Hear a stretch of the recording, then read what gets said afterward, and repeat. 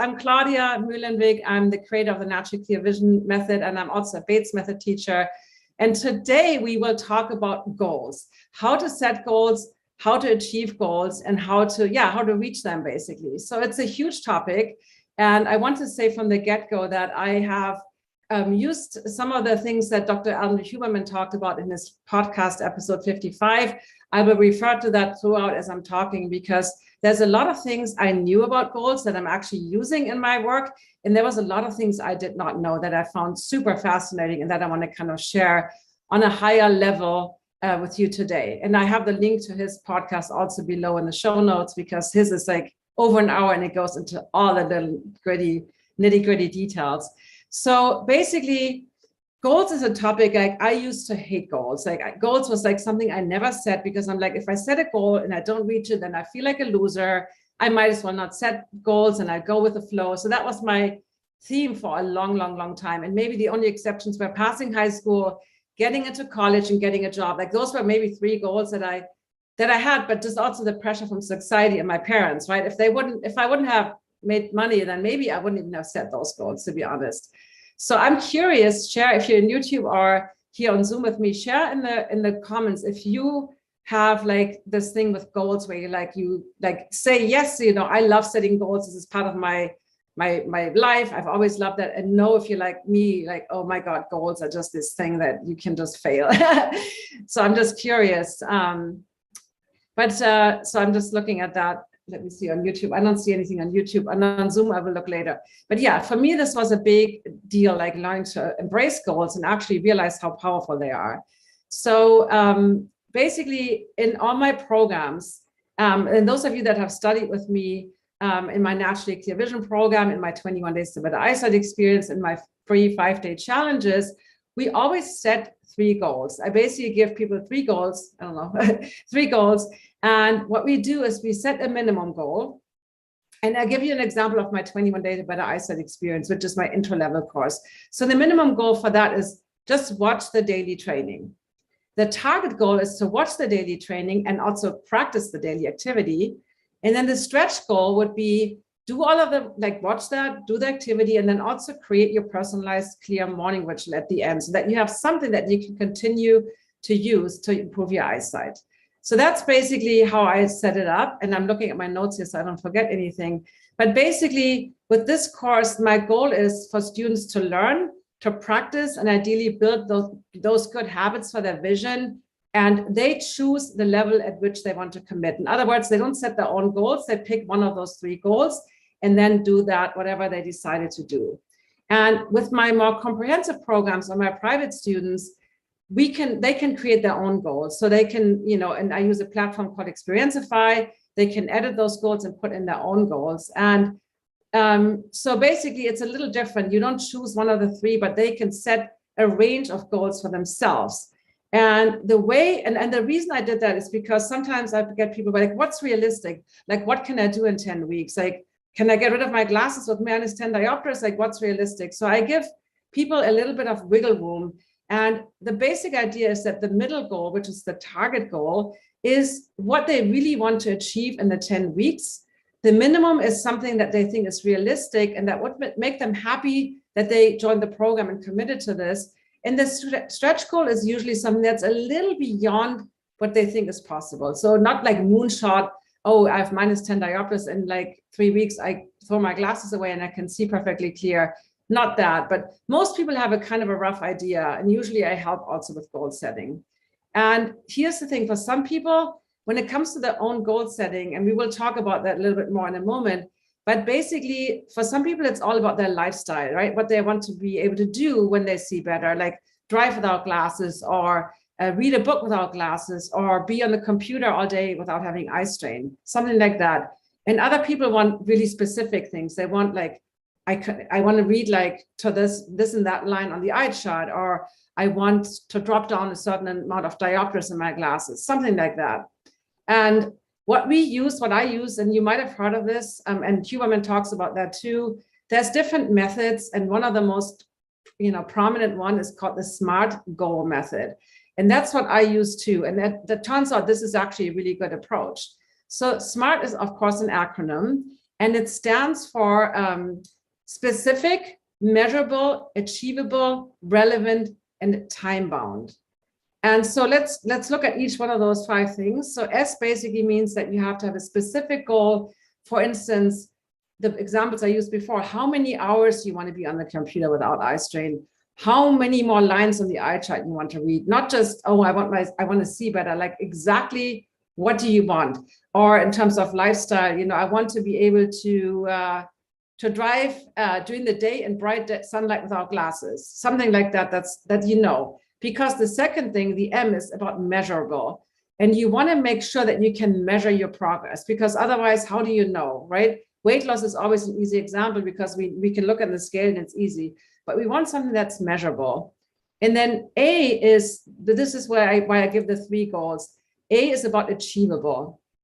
And like I said earlier, that's often challenging for somebody. You don't really know what is actually achievable.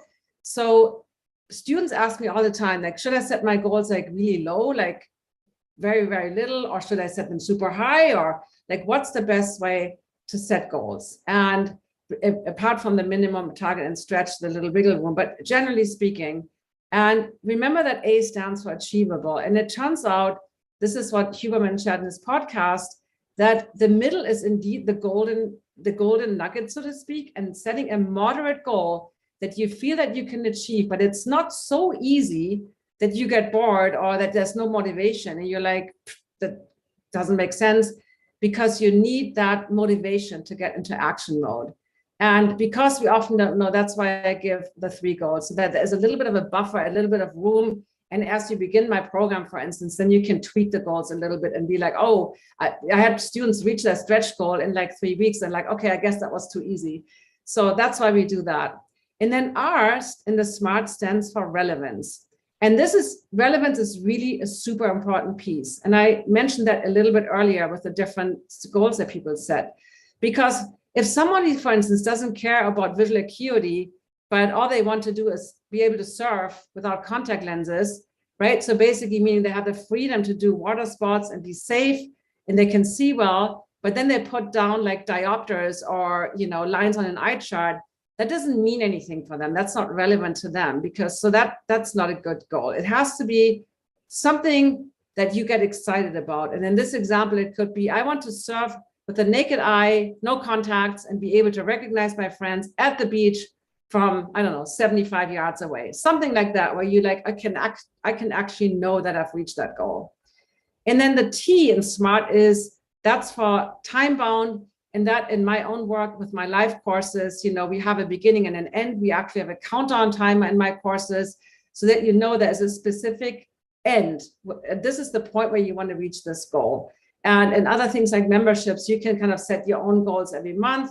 But basically, you want to have some kind of beginning and an end when you've reached this goal.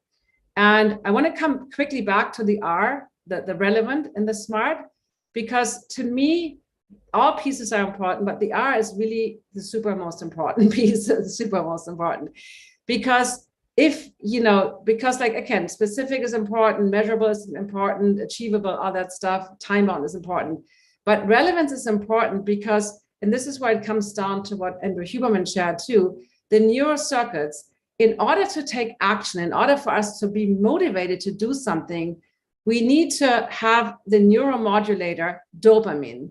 And you might have heard of dopamine. It's all about getting a reward. Dopamine is not about that. It's about being motivated to go beyond, outside of your own physical space, to take action and reach goals. So dopamine is the key piece in setting goals, to pursue them and also to assess them on your way to the goal. So that's why the relevance is absolutely important. And when I have interviews with people about vision improvement, I always ask them, like, what would change in your life? Like, how would that make your life better? And they're like, oh, it's more convenient. And like, that's not really a big relevant goal. Yes, it's more convenient. Or I save some money. Yeah, but that's probably not the real reason why you want to do this. And it often boils down to the freedom to do things. It could boil down to just beating out aging or feeling healthy or just vitality or something that's a little deeper than those superficial things. So again, big shout out to Dr. Andrew Huberman. I absolutely love his podcast. The episode 55 is all about goals. And it's interesting that sometimes I feel like, I listened to his episode. I'm like, because he's an ophthalmologist, a professor of ophthalmology, I'm like, oh God, hopefully he's not saying anything that interferes with what I said. But so far, everything has aligned. I'm going to give you one little piece in a moment that is a little different from what I teach. But basically, he also shared that the reason why a moderate goal, so meaning that golden nugget in the middle, is ideal. Not an easy, super easy goal, not a super lofty one, but kind of one that's in the middle. And he is quoting a paper called the 85% Rule for Optimal Learning by Jonathan Cohen. And they found that you have the most success when you're learning new things and when you want to reach goals, when you're getting things done correctly about 85% of the time, and you fail about 15% of the time. And Huberman talked before on his podcast a lot about neuroplasticity and how failure, when you make errors, how you actually build neuroplasticity in your brain. So failing the 15% was kind of found to be a good ratio, because if you fail too much, you get discouraged. And if you never fail, then you're not really making progress. You're not really learning something new. So that's really a key piece that I thought was interesting, this 85% rule. And I'm just looking at my notes really quick if there's anything I forgot about that. But basically, like if you're a teacher or a coach, also it's a good way to gauge like how, if people, like I have some trainings where a lot of people struggle with, and I'm like, well, maybe I need to figure out a way to make them easier, because if it's only like 5 people that get it out of 100, then obviously the difficulty level is too high. So that's a perfect example if you've also been teaching. So here's the one thing that I always say that's bad, and Huberman said kind of like it's not always bad. I always say multitasking is really bad. Because based on our visual system, we can't really see 2 things at the same time. We can only jump back and forth. And he isn't debating that, but what he's saying that I thought was interesting, that when you are multitasking for a while, where you like say you clean your house and I talk to my mom, or you do other things before you sit down to focus, it can actually be helpful to multitask before you sit down to focus. When you want to focus and then multitask, that's no good. You're not going to get anything done. But before, because it puts you, that multitasking, jumping back and forth from task to task, is basically putting you, what happens is you release epinephrine in the brain, which is the same as adrenaline in the body. So you basically release adrenaline, which gets you into action mode. So, but here's the thing, there's a better way to prepare to focus. And this is why I really I'm super excited about this podcast when I learned this, because this is something I didn't know, even though it's so closely related to what I'm teaching. And what's actually even better to getting us into action is focus, visual focus. And other than, when you think about multitasking for a little bit, I want to jump back to multitasking. When I start multitasking, and especially if I have a goal of something that isn't easy for me, like for instance, preparing for this lecture, right? Preparing for that.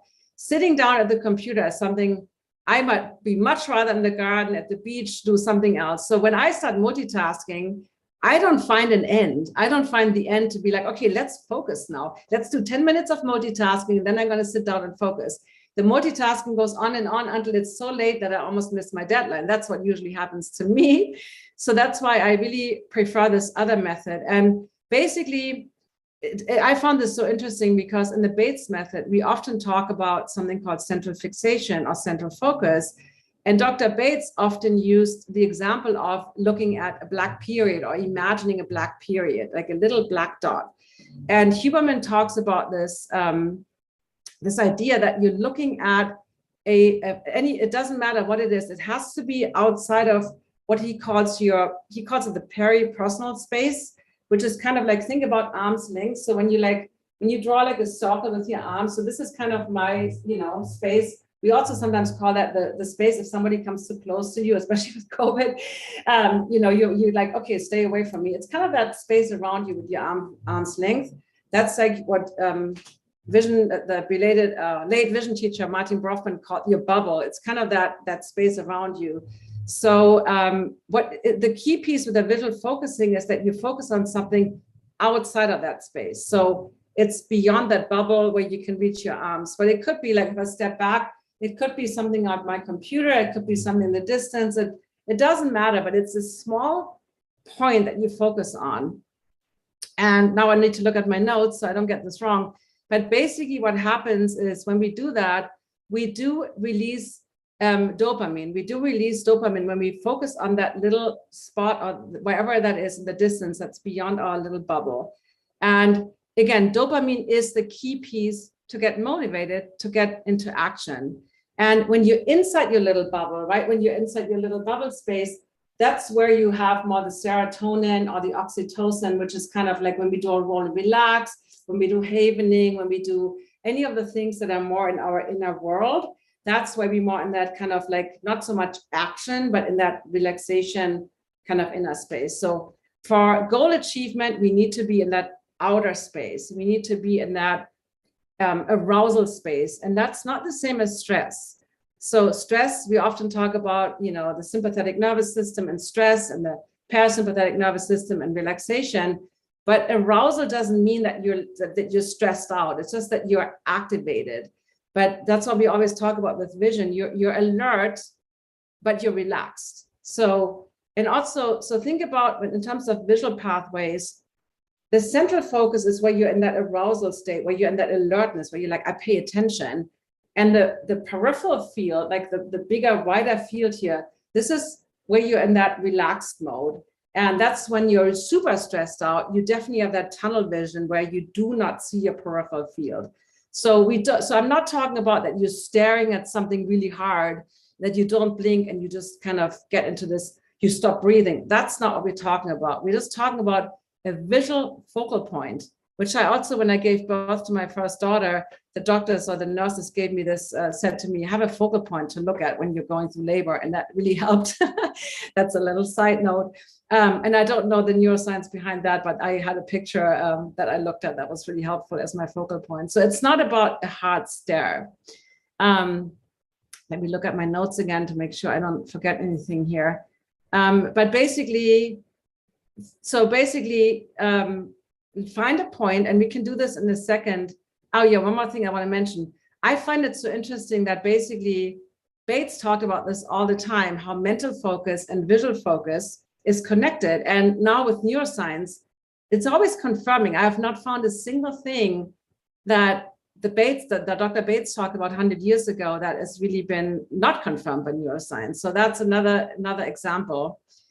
So basically, let's all do this together. I should set my phone up to have a little timer, but think about a goal that you maybe want to accomplish this after watching this video. Something that you today, or ideally something today. Let me set my timer. I haven't prepared this for 30 seconds. 30 seconds should be enough.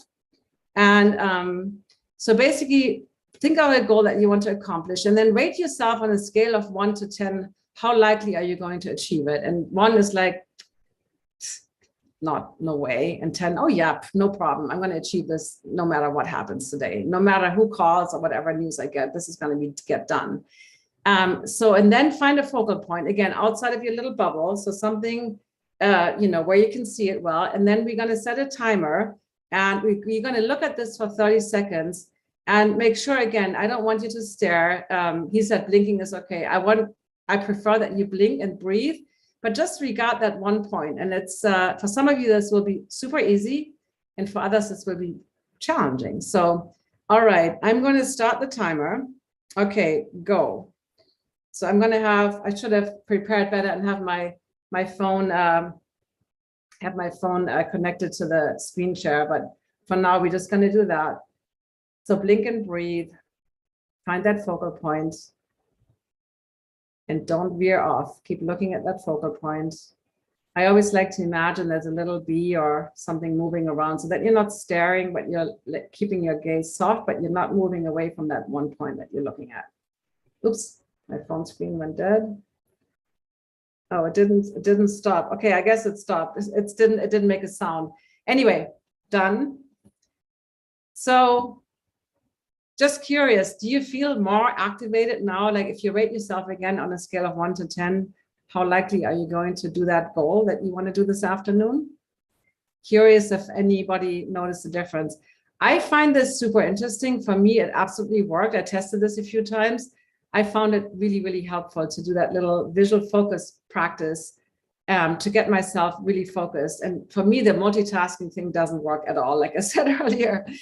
So, Huberman shared several studies in this podcast that was done by Emily Bassettis at New York University, it's NYU basically. And she has a lab in a psychology department. And basically, so they had it, so that this study was done with some of the physical they had to do. And basically, they had a group of people that had to run a certain distance with 15-pound ankle weights. And the first group was told to look at the goal line, right? There was a goal line, like, imagine a race, there's a line where you finish, to look at that goal line for a while. And then before they ran, and the other group wasn't told to look at anything. They were just told just run. And here, this is super fascinating to me. So the results, the group that was told to look at that goal line before they did the whole practice was 23% faster and had 17% less effort. I mean, that's crazy. So they did exactly the same thing. And it wasn't that they looked, the first group was fitter people or that could run fast or whatever. There was no difference in the physical abilities of these people. And this is really like the core of the message today is really that the visual focus is a key factor in goal achievement, because not just saving time, but also less effort. And if you know me or you've studied vision improvement or you know about the Bates method, it's all about no effort, effortlessness. So that's why I'm so excited about this, that it's not just faster, but also with less effort. So I mentioned already the difference between central focus and peripheral vision. And so just know when you use your central focus, right? When you look at something, it doesn't matter, again, if it's 2 meters away from you or like at the horizon, a boat at the horizon, it's a so-called vergence eye movement, meaning your two eyes focus on something together somewhere in your space. And if you study vision improvement, you might have heard of other eye movements. There's tracking eye movements. If you track an object like a plane or a bird, there's saccadic eye movements, those little vibrations that we always want to improve, those little jumps. And then there's also vestibular ocular eye movements. And those are about stabilizing your gaze when you move your head, right? So for instance, if I want to look, I can move my head to the left and my eyes move the same way to the right. So those are vestibular ocular movements. But the movements that we're going to talk about here with this focusing are those so-called vergence eye movements. And they are interesting because they activate a particular neural pathway that is very different than the pathway from the peripheral field. And I said that a little bit earlier, but the central focus puts you in this alert state, whereas the peripheral vision puts you in the relaxed state. And you know that I always talk about how both is important, right? I always say, don't just have that tunnel vision, have that peripheral awareness. But when we are focused on something, right, we have a higher, like there is the bigger aspect of our awareness is in the center, and the periphery is there's an awareness, but usually unless something moves in the periphery, this is why we really, periphery is all about movement. We don't really, we don't pay as much attention. We are aware of it, but only when something moves, you would be like, oh, what is that? So, and also when it comes to the retina, the central focus happens in the fovea, where we have the sharpest, cleanest, clearest vision and color vision. And 50% of the input to the brain comes from the fovea, which is the size of a pinhead. It's tiny, tiny. So 50% of your visual feed comes from that central focus, and the other 50% comes from the rest of your periphery. And periphery is, even when I have two thumbs and I'm looking at this one, this is already periphery. So I'm not just talking about the outer periphery. So basically, again, I'm looking at my notes to make sure I don't forget anything in this area. But he shared another study that I thought was interesting. So he said, like, really focus on your visual, like what we just did, that 30 seconds, totally focused on something. He says, on average, studies have found that we can focus about 3 minutes. And you might have heard of Pomodoro time of 25 minutes, but talking about 3 minutes, like really looking at a task. Let's say you're knitting or you're reading, or you're like totally focused on one distance and you're looking. And again, you're blinking, you're breathing, you're moving your eyes, you're not staring, but 3 minutes. And I always thought, oh my God, like I thought a goldfish had like 7 minutes of focus, and, you know, blame it on all the devices and the dings and dongs and notifications. But he said, or he speculates, that that was even the case in prehistoric times, because let's say somebody was sorting grains or whatever, and you had to look up once in a while to make sure that, first of all, you weren't like, nobody, everybody left camp and you were still sitting here and didn't realize everybody left and you by yourself, or maybe there's a predator coming. So I guess it's built into our physiology that we do have to kind of, you know, look up and check our environment. And I think computers, if anything, have the drawback of us not doing that and literally staring for too long without looking up and being aware of the peripheral surroundings. So it doesn't mean that you look up and get super distracted and stop what you were doing, but that you're basically letting your eyes, you know, move away from that focus point and just move around a little bit. So I guess that's actually a good thing, that we're not looking at something for 3 minutes or longer, and that's kind of built in. And again, if you do that, then it's probably, it's an extra strain. So, so here's the thing, that again, that physiologically speaking, when we have that divergence, when we have that focal point, we don't just release dopamine and we don't just get into that action mode. But the reason this happens is, and this is something I didn't know, it increases our systolic blood pressure. It's like that higher, the first number when you get your blood pressure, like 120/80, it's like that 120 number, which it should be no higher than 120 for a healthy person. But that number increases when we focus on something, putting us again into more alert, like more oxygen, more blood flow, like, you know, and don't worry, it's not like your blood pressure is going through the roof, but it increases when your heart, and the systolic blood pressure is when your heart contracts, and I don't know how to pronounce that, diastolic pressure is the lower number, that's when the heart relaxes. So it only raises that higher number. That's kind of when you get into that focus mode, into your action mode, into paying attention mode. So, so basically what you do is that when you do that little focal exercise that we did, like 30 to 60 seconds, focusing on something, again, making sure you blink and breathe. I want to say that over and over again so that you don't think like, okay, I got to stare at this focal point, that hurts my eyes. So your systolic blood pressure goes up a little bit, and you release that little bit of adrenaline on epinephrine in the brain, and that gets you ready for action. So, and that's really the reason that they found in the study with the people having those ankle bracelets, the 15-pound, that's really the reason that when they were looking at that goal line first, that they were 23% faster and used 70% less effort than the other group who did not do that. To me, that's incredible. I was like, wow. So the last thing I want to talk about today before we come to an end is visualization. And if is visualization an effective tool to reach your goals? And in vision improvement, we do a lot of visualizing, right? We visualizing having reached a goal, or how life would be if we could see clearly without glasses. And, you know, this is something we actually did. My colleague Trisha Kirby and I, we did this a few weeks ago. We did this whole episode called Build a Powerful Vision for Your Life to see clearly. So we really envisioned this big piece, like how would our life look like? This is like, and Huberman goes into way more detail on the difference between short-term and long-term goals, but really long-term goal, really visualizing how we feel like if we had reached this. So he basically mentioned another study about this, also from Emily Balsetti's lab, and they looked at people's ability. This is also super fascinating to me. They looked at people's ability to set and stick to long-term goals, right? Those big life vision goals, not just the little one, like I want to get more fit, or I want to get into my wedding dress in like a month or something like that.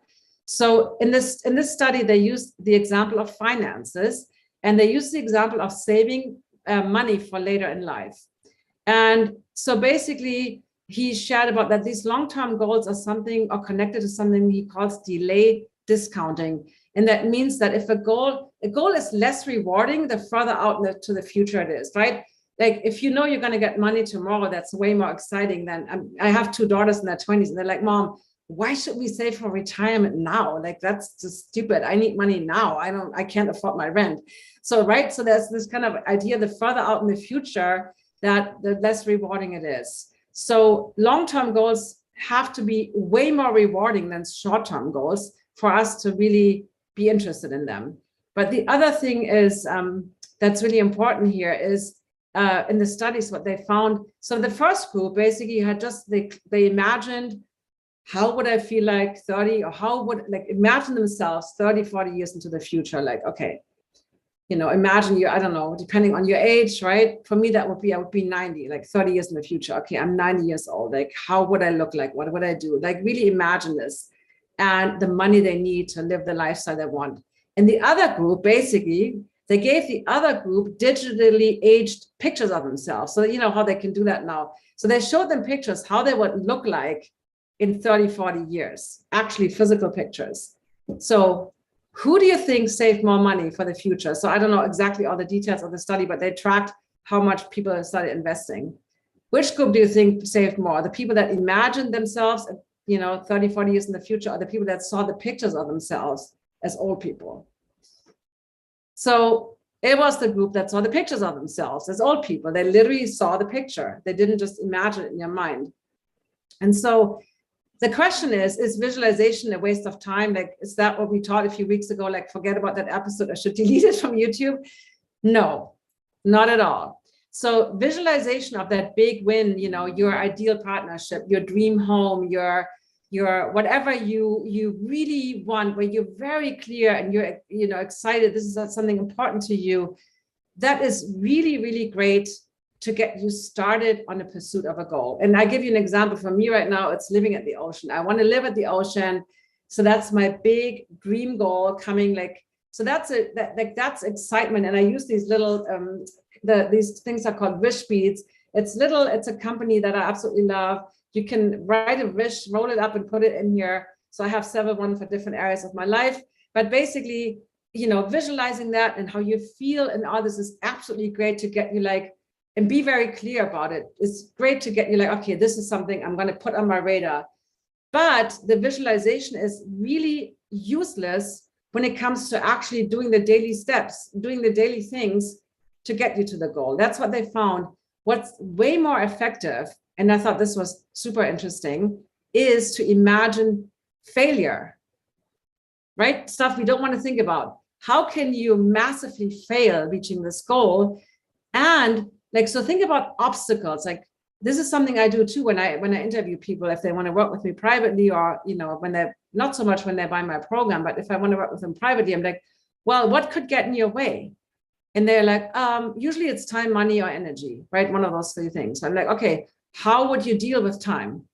And if they say, I don't know, I just don't have time. I'm like, well, then let's dig a little deeper. And if they keep resisting, I'm like, you're not, you know, this is not going to work for you. So think about obstacles, any goal that you might have. For me, an obstacle would be like, it's very expensive to live at the beach. So how can I overcome that obstacle? I can make more money. I can figure out a way to, you know, ask people for house sitting, whatever. I can figure out other ways. But think about obstacles and how you would solve them. And then the other thing that you can think about, think about obstacles. And then also the other idea is like, what would happen if you don't do this? So if I stay here where I'm like, I'm not feeling great in this place where I'm living right now. So that's the other thing. Imagine obstacles, how you would solve them, but also if you don't do anything, if you stick in this crappy relationship, if you live in the moldy home, if you are staying broke, you know, how would that feel? And that, you know, think about like a good movie, right? A Hollywood movie. They always have the hero go through all these obstacles. They solve all these things before they never go a straight shot to the goal, right? So this is really based on neuroscience, apparently.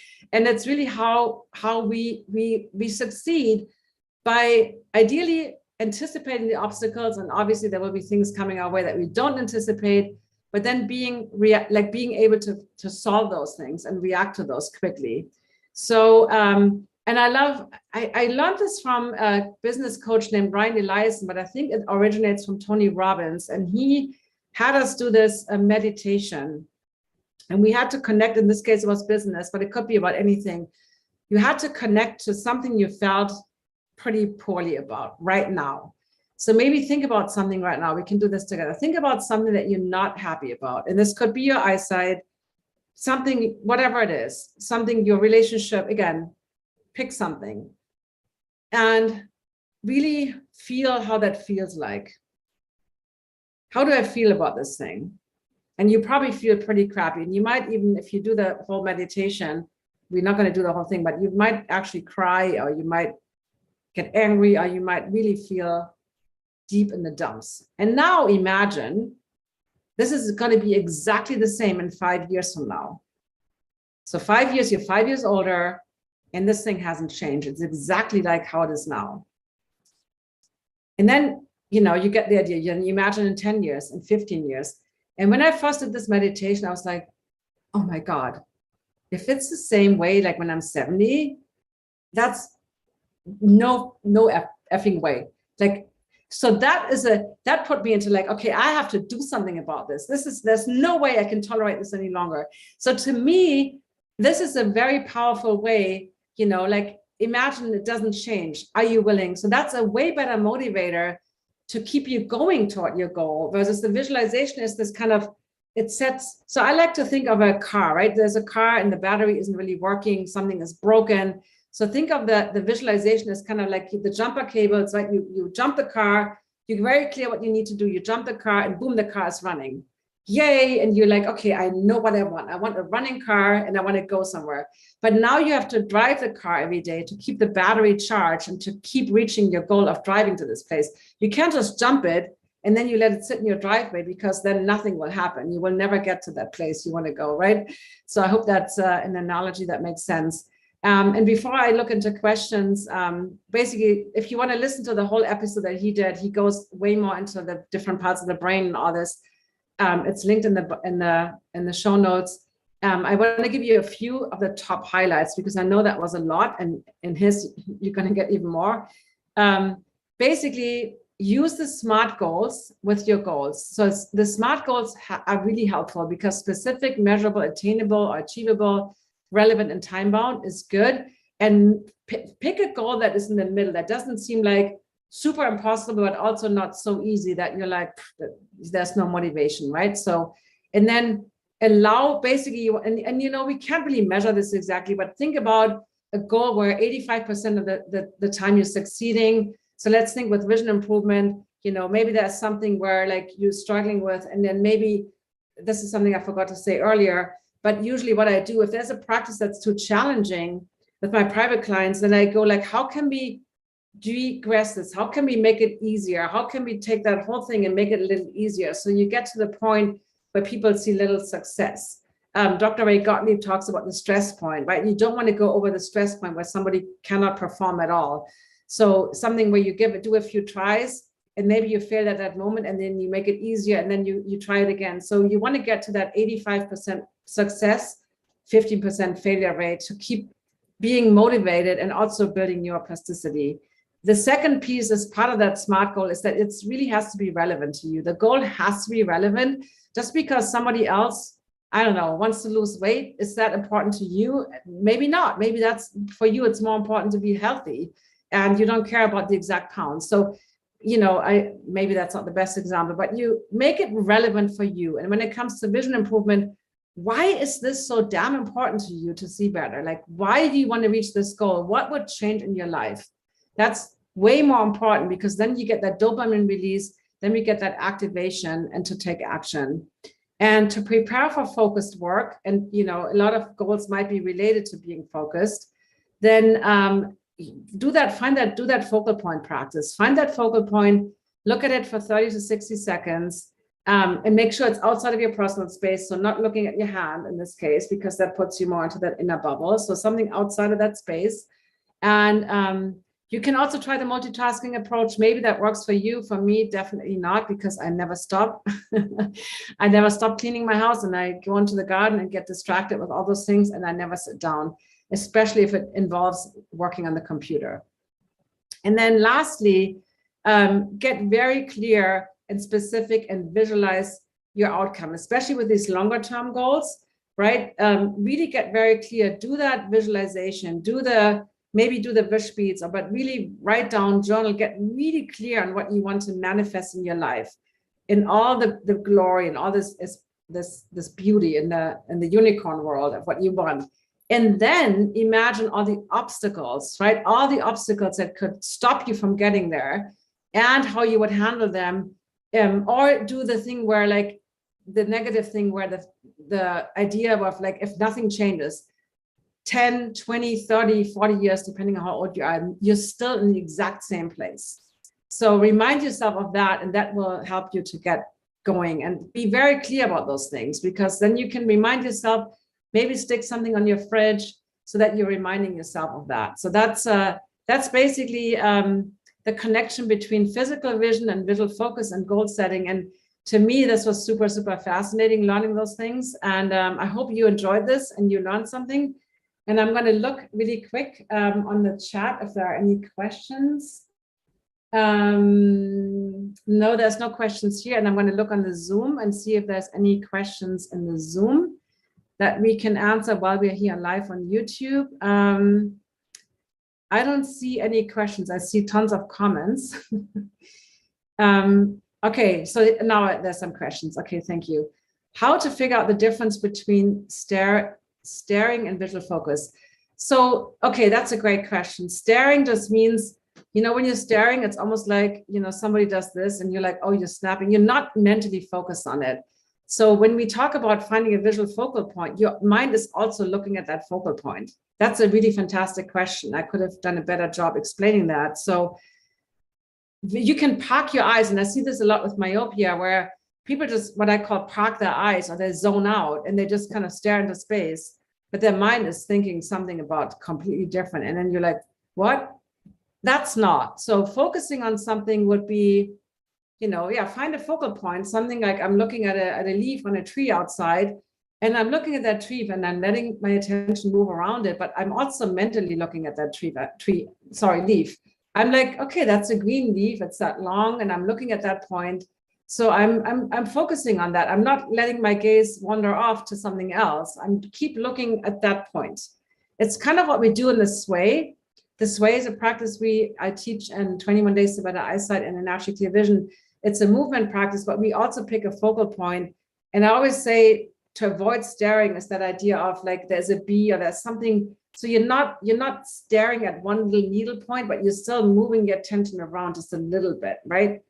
So you don't want to zone out. You want to mentally focus on that.